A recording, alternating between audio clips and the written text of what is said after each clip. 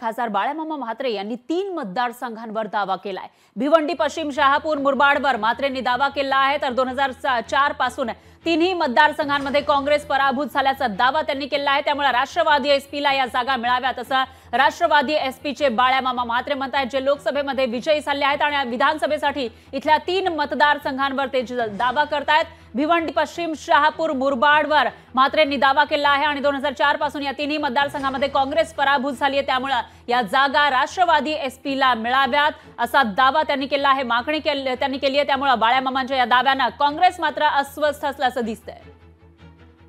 Rashtrawadi Congress party Sharadchandra Pawar आम्ही या पक्षाच्या वतीनं 3 जागांची मागणी करतोय। मुरबाडचा विषय आहे, शहापूर आहे आणि भिवंडी पश्चिम आहे। जसं भिवंडी पश्चिमवर किंवा भिवंडी लोकसभेवर काँग्रेसचा दावा होता याच्या अगोदर आपण पाहिलं असेल, 10 वर्ष त्यांच्या उमेदवारांना नाकारल्यानंतर राष्ट्रवादी काँग्रेस पार्टी शरदचंद्र पवार या पक्षाच्या वतीने मला उमेदवारी दिली गेली आणि महाविकास आघाडीच्या खात्यात ही 1 जागा ही प्लस झाली। लोकशाही मराठी ऐका, पहा, जागरूक रहा।